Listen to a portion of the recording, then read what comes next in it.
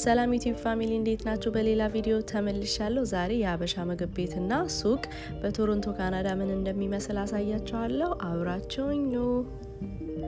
መጀመሪያ ምግብ ለመብላት ወደዚህ ቤት ነበር ይሄድ ነው። ላሊበላ ይባላል። እዚህ ዳንፎርዝ አካባቢ ነው ቶሮንቶ ያለው። ዳንፎርዝ ቶሮንቶ ውስጥ ብዙ የሀበሻ ንግዶች ያሉበት ነው። ሱቆች፣ ጸጉር ቤት፣ ምግብ ቤት፣ በቃ የሀበሻ የተባሉ ነገሮች ሁሉ እዚህ አካባቢ የምታጡት ነገር የለም። ብዙም ሀበሻ ነው የምታዩት። እውነት ለመናገር በቃ የሀበሻ ትንሹ የኢትዮጵያ በሉት ይሄ አካባቢ። ምግብ ቤት ውስጥ ከገባን በኋላ በዚህ በኩል የተለያዩ ቅርጻ ቅርጾችን ምናምን አስቀምጠዋል። ገና ስትገቡ ማለት ነው። ትንሽዬ ባህላዊ ቅርጻ ቅርጽ ነገሮችን አስቀምጠዋል። በዚህኛው በኩል ደግሞ የባህላዊ ቡና ምናምን አላቸው።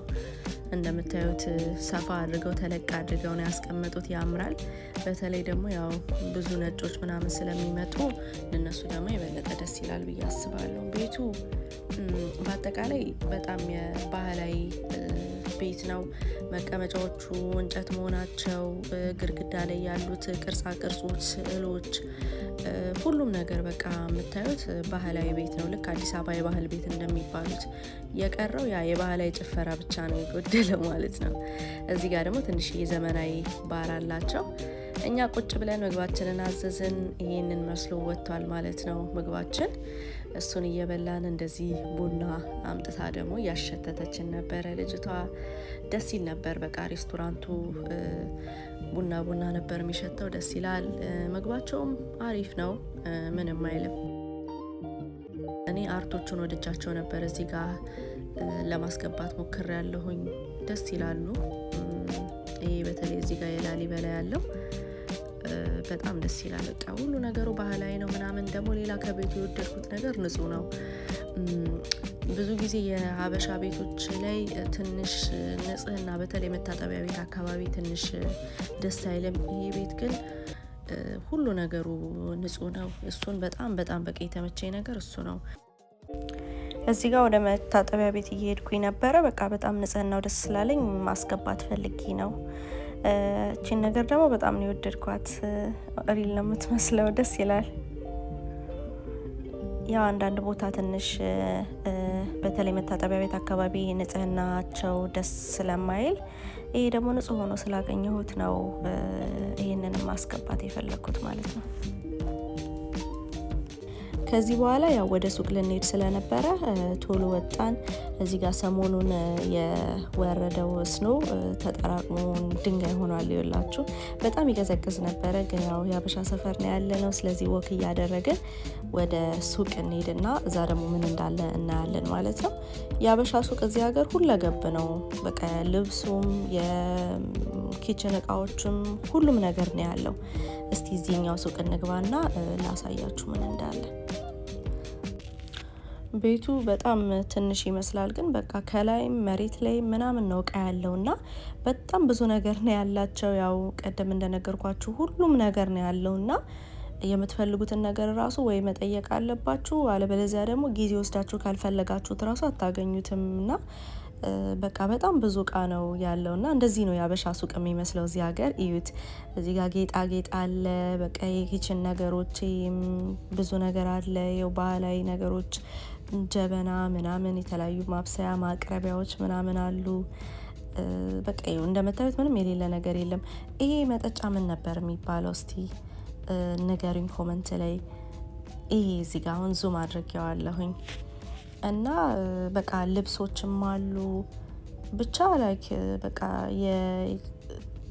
ምንም ነገር የለም ማለት ነው። እዚህ ጋር ስፌቶቹ በጣም ነው የሚያምሩት። ይኸውላችሁ በቃ ሁለገብ ነው። በቃ የሀበሻ ሱቅ እንደዚህ መሬት ላይም ከላይም በመደርደሪያ ላይም በቃ ጥበብ ቤትም ነው፣ እቃ ቤትም ነው። ሁሉም ነገር ለስጦታ የሚሆንም ነገሮችም አሉ። ከውስጥ ደግሞ መስፊያ ቦታ እና ሽፎን ምናምን አላቸው። ይኸውላችሁ እንደምታዩት በቃ በጣም ብዙ ነገር ነው ያለው። እንደዚህ ነው የሀበሻ ሱቅ ማለት ነው። እዚህ ጋር ጥበቦቹ ምናምን ያማምራሉ። ያው በቃ የሆነ ፕሮግራም ምናምን ሲኖርባችሁ ከኢትዮጵያ ምናምን እስኪመጣ አጠብቁም ማለት ነው። እንደዚህ ጎራ ብለን ነው ገዝተን የምናሳልፈው ማለት ነው። እና በቃ ስታዩት ትንሽ ትመስላለች ሱቋ፣ ግን በቃ እያንዳንዷን ነው ቦታ የሚጠቀሙባት። እዚህ ጋር በጣም ብዙ ዜኒት ቅባት እያየውኝ ነው። እና ውጭ ሀገር ሆናችሁ ዜኒት ትቀባላችሁ ወይ? ከሱቅ ከወጣን በኋላ እዚሁ አካባቢ ዞር ዞር እያለን ነበረ። ብዙ ሬስቶራንቶች ምናምን አሉ፣ ግን በጣም የቀዘቅዝ ስለነበረ ብዙም አልቆየንም። ቡና ምናምን ወደምንጠጣበት ቦታ እንሄድ ነው ማለት ነው።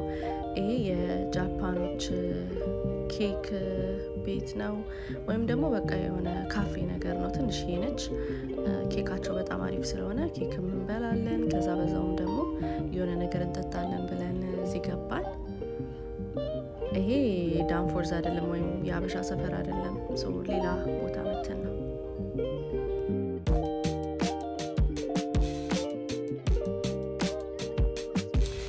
ከዛ እዚህ ጋር ኬካችንን ያዝንና ቁጭ አለን። የእነሱን ኬክ በጣም ወደዋለሁኝ፣ በጣምም ጣፋጭ አይደለም ምናምን። እዚህ ጋር ደግሞ ማቻ አለ። ጓደኛዬ ደግሞ ቻሪቲን ነበረ የወሰደችው። ትንሽዬ ቤት ነች ምናምን፣ ግን ደስ ይላል እዚህ ቤት። ኬካቸው ምናምን አሪፍ ነው። እስካሁን ይህንን ቤት ሰብስክራይብ ካላደረጋችሁ ባካችሁን አድርጉ። ላይክ አድርጉ። ደግሞ እስከዚህ ሰዓት ድረስ ቪዲዮን ካያችሁት ባካችሁን ላይክ አድርጉ። ኮሜንት ላይ ደግሞ ምን አይነት ቪዲዮዎች ብሰራ ጥሩ ነው፣ ገና ነው ረዥም ቪዲዮ ፖስት ማድረግ የጀመርኩትና አስተያየታችሁን ኮሜንት ላይ አሳውቁኝ።